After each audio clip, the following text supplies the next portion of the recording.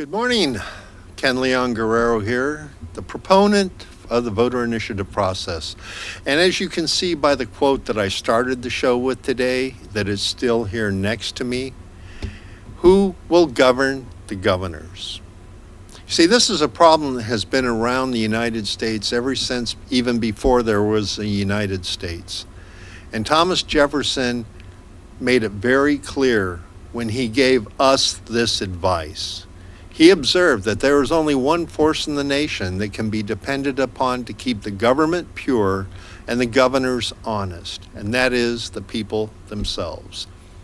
They alone, he's talking about us, they alone, if well informed, are capable of restoring the nation, or in this case, our island, to its rightful course, and if it should go astray, they alone are the safest depository of the ultimate powers of government. That's why we have tools built into the Organic Act of Guam called the voter initiative process, the initiative process and referendum process. These are processes that give us, as citizens, the right to introduce and pass laws. It goes back to the fact that if it weren't for the people, our politicians would have, let's say our politicians over the past 20 years, nearly 20 years I've been back on island, have gone a long way towards helping themselves first before they help the people of Guam. We only have to go back to 2014 and look at when the politicians gave themselves a massive retroactive pay raise in secret session and fought for 2 years to hold on to it, earning the right to become the third highest paid legislators in the United States, until the people of Guam raised protests and voted 6 of them out in the 2016 election. You would have thought by then that politicians would have gotten smarter and realized they need to spend more time and effort taking care of the needs of the public, and you might be just a little bit wrong in that case. Why? When we look at the current political climate, how many politicians, starting from the governor on down, campaigned in 2018 and 2020 how they were going to make our lives better, how they were going to roll back the business privilege tax that has ended up with $100 million excess collections in the government of Guam, money that came out of our pockets to fund their pork barrel projects. How many of them promised to make our island safer? How many of them promised they were going to do something about the rampant growth of drugs on this island? How many of them promised they were going to take care of GMH? How many of them promised they were going to make our children a priority? And look at where we are today. But we need to know that with the tools we have before us, we can change our future for a better one. And I have proof.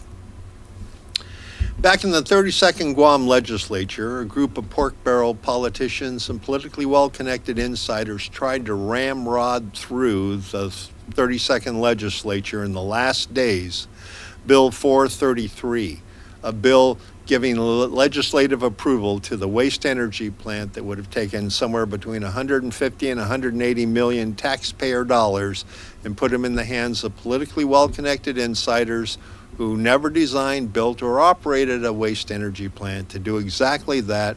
And I think based on how good they're doing running the swimming pools, we have a pretty good idea how that would have turned out. But what happened? A group of people like you and me got together, and in a matter of 4 days, we collected 2,500 signatures in 4 days. And as a result of that, the waste energy bill floated off into committee, never to be heard from again. We have the same situation before us now. With the initiatives, we need to collect about 10,000 signatures. It sounds like a lot, but it's not really. If we can collect 2,500 signatures in 4 days, just imagine what we could do in 5 weeks. But I need help to do that. When we stop the waste energy plant it took about 20 people working together to collect 2,500 signatures in 4 days. So I figured that if we get 100 people working a few hours, in the immortal words of a friend of mine who was a minister back in the mainland, many hands make light the work of the Lord. And that's what we're talking about doing here.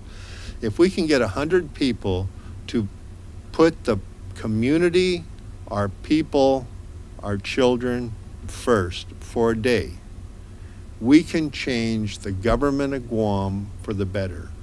We can make our people safer, and we can help make our children stronger, working together for a day or so.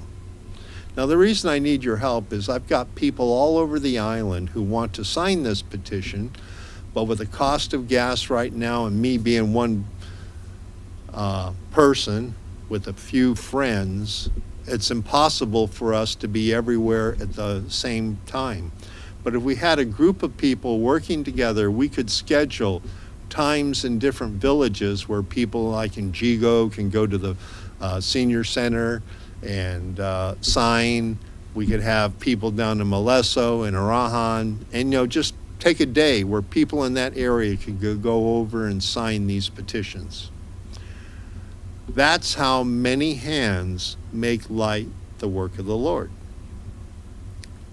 Because when we sign these petitions, we're putting all of our politicians on notice, present and future, that you need to pay attention to the commitments you make to the people of Guam, or we'll find someone who will.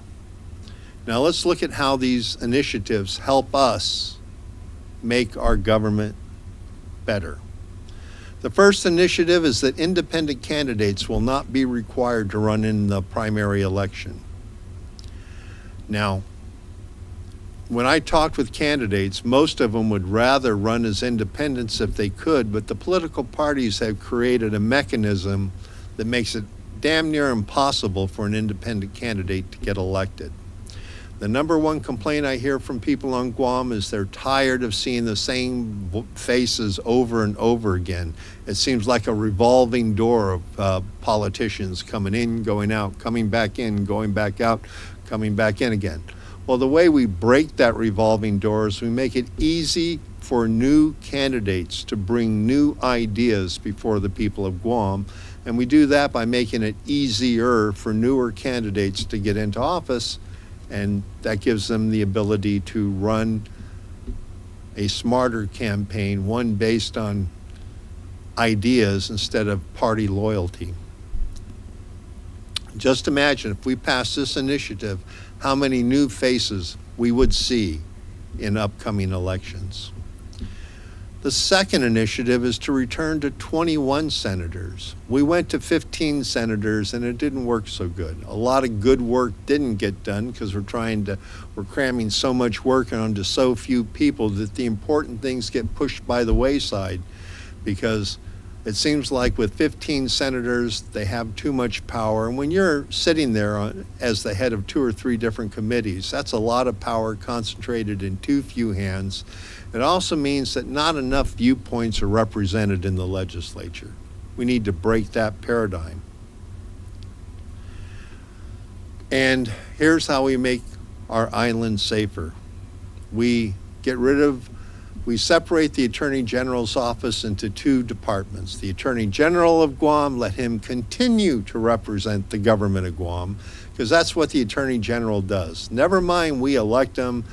The Attorney General's office, ever since I've been back, has made serving the needs of the government and the governor more important than protecting the people of Guam.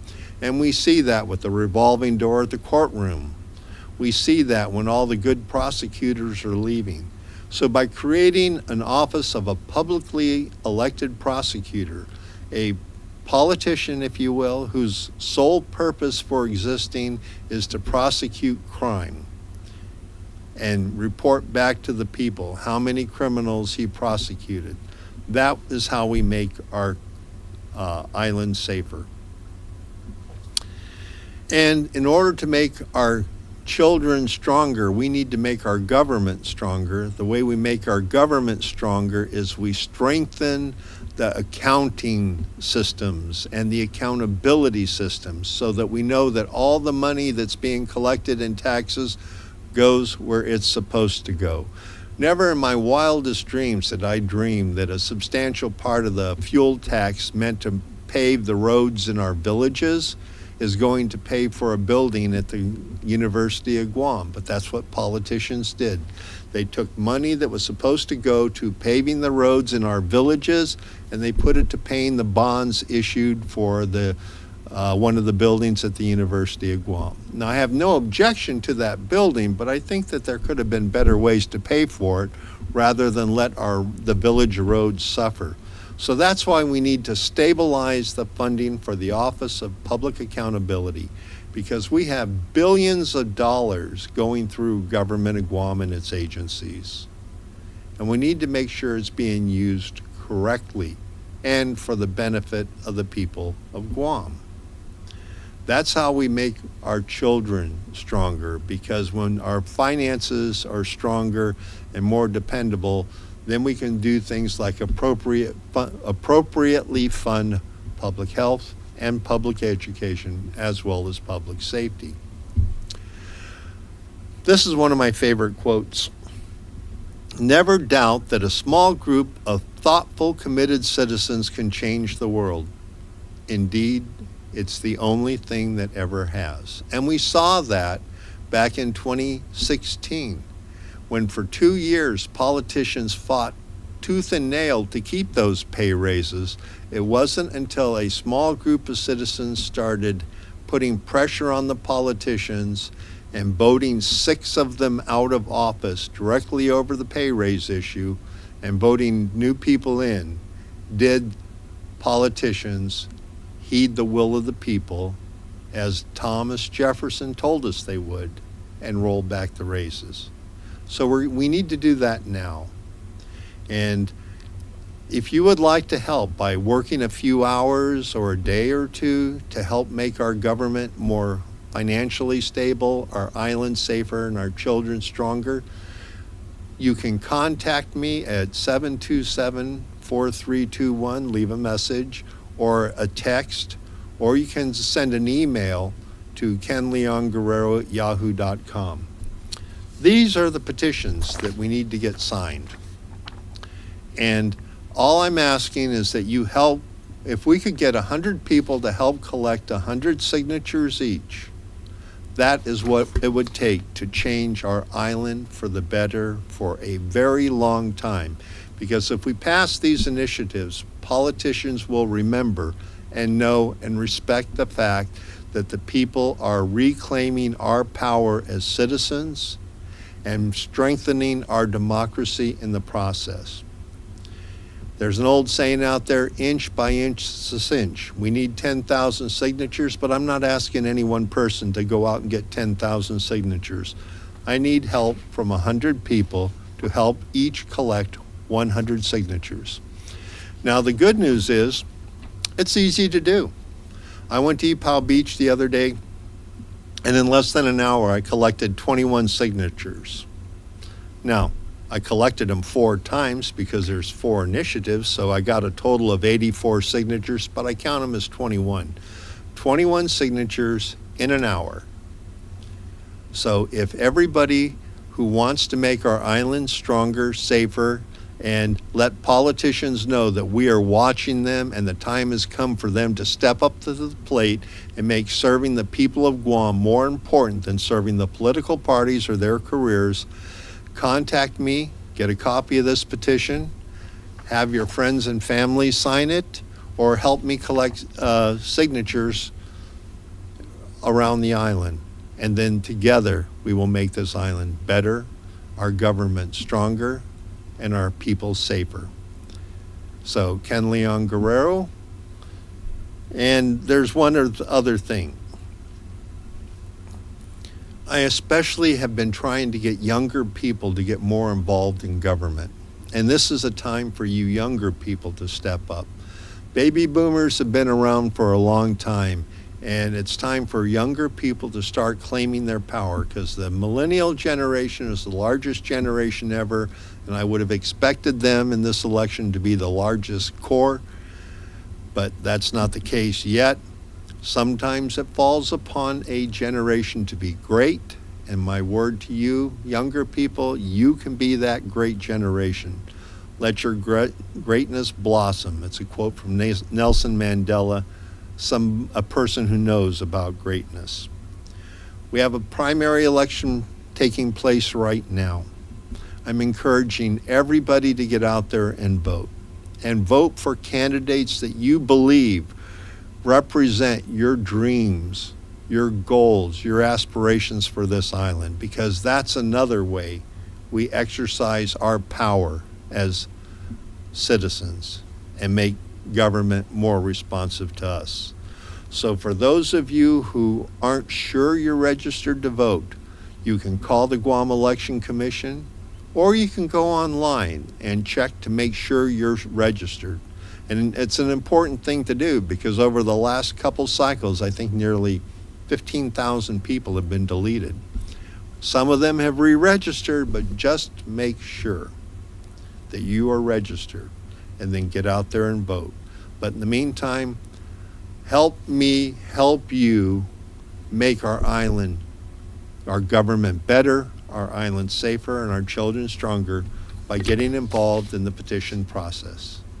I'm Ken Leon Guerrero, just a citizen like you, claiming my rights as a citizen to petition my government, and I hope you'll join me. Thank you.